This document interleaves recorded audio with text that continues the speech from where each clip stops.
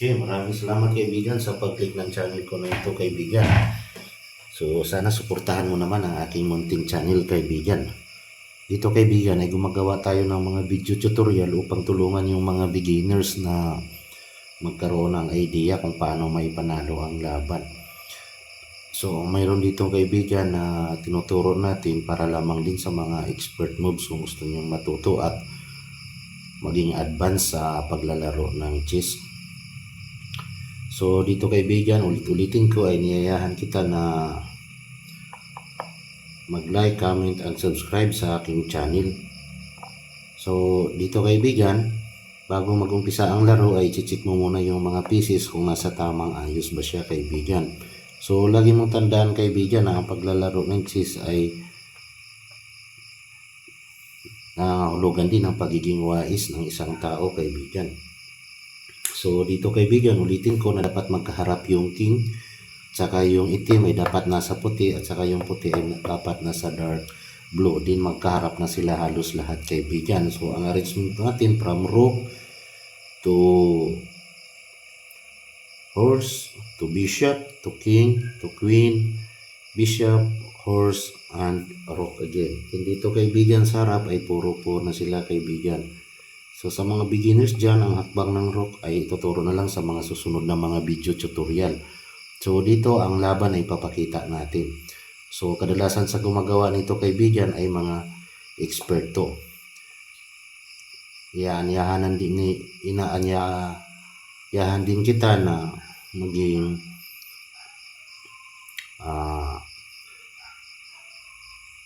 subscriber para ma-update ka rin sa mga video tutorial na mga gagawin natin. So umpisa na natin kaibigan, huwag na natin patagalin pa. Okay? So maglalaro tayo sa puti kaibigan ha.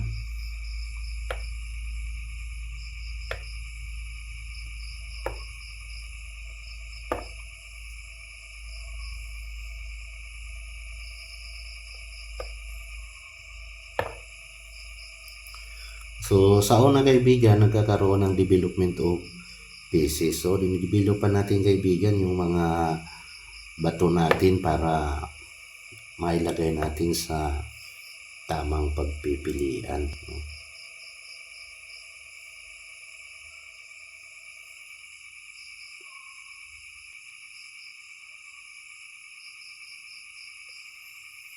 So kadalasan kaibigan, tayo sa white, tayo yung una-unang kumain, no?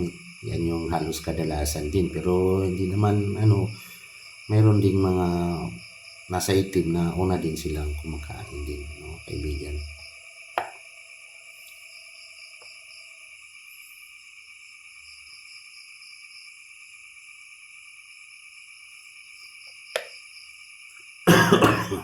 Excuse me po.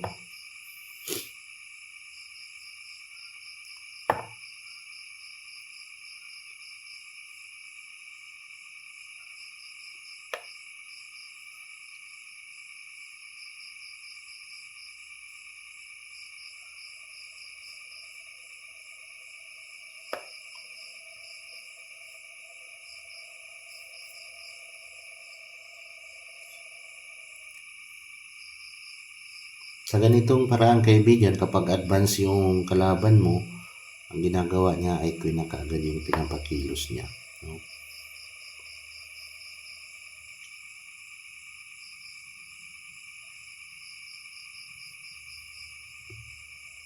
So dahil nag-queen siya kaibigan, i-check lang din natin para makamove tayo ng maayos.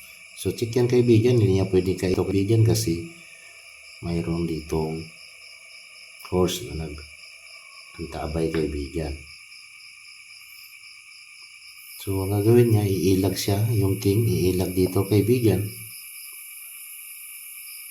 Din ang next na gagawin natin kaibigan ay i-check lang din natin siya gamit yung horse.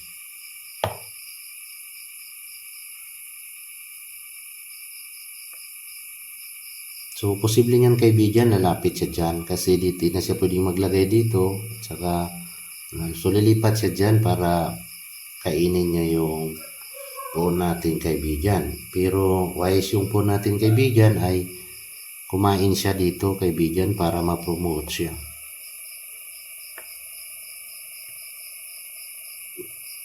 So halimbawa kaibigan, dahil na-promote yung phone natin kaibigan, ipopromote mo lang siya ng horse, no?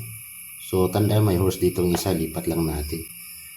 So dito tayo mag-focus kaibigan, na-promote siya bilang horse.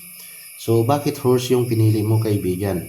Kasi dito kaibigan, horse siya, balik dito ay checkmate pa rin siya kaibigan. At the same time kaibigan, 3.0 kaibigan, no? Checkmate din niya yung queen kaibigan. So dito kaibigan ko, kahit saan pa siya mag-move kaibigan, no? Sabihin natin lumapit siya dyan, ay matitik na natin yung queen niya kaibigan. So dito kaibigan ay nakuha na yung queen niya kaibigan. So malaki na ang tsansa mo kaibigan na manalo ka sa laban.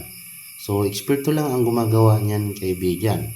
So isa din yan sa mga pinipiling mga move, no? Most choice yan ng mga move kaibigan. So eksperto lang yung gumagawa niyan kaibigan. Maraming salamat po. God bless po. Oh, nakasubscribe ka na ba? Thank you for watching. God bless po.